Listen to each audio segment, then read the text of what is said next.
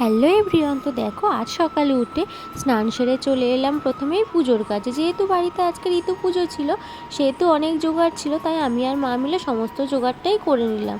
তারপরে ঘরের পুজোটাও সেরে নিলাম, এবং যেহেতু ঠাকুরমশাই আসতে লেট করছিল, একটু রোদের মধ্যে সবাই ঘোরাঘুরি করে নিলাম। তো তারপরে ঠাকুরমশাই এলো প্রায় 12:30 একটা। তো তারপর ওনার হাতে সমস্ত কিছু জোগাড় করে দেওয়ার পর পুজো হয়ে যাওয়ার পরে মা বলল ঘটগুলোতে জল দিয়ে দিতে হয়। তো ঘটগুলোতে জলও দিয়ে দিলাম এবং ঠাকুরের কাছে প্রদীপও দেখিয়ে নিলাম, এবং সেই প্রদীপের তাপ সবাইয়ের মাথায় দিয়ে দিলাম। তো তার মধ্যেই দেখো আমি আমার কাজ করছি, আর এই দুষ্টু দুটো কেমনভাবে দুষ্টুমি করছে। তো যাই হোক, বাচ্চারাই তো দুষ্টুমি করবে, তাই না?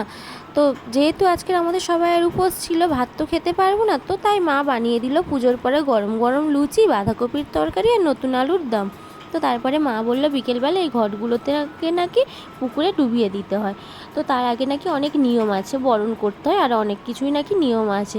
তো মা আমাকে যেমনভাবে বলছিল আমি তেমনভাবেই করার চেষ্টা করছিলাম। জানি মায়ের মতো অতটাও ভালো আমি করতে পারছিলাম না, বাট আমার যতটা সম্ভব ততটা দিয়েই আমি এই কাজটা করার চেষ্টা করেছি। তো তারপরে দেখো চলে এলাম পুকুরে ঘটগুলোকে ডোবাবো বলে। আমি না পুকুরে নামতে একটু ভয় পাচ্ছিলাম, জানো তো। তো যাই হোক, তারপর নেমেও পড়লাম।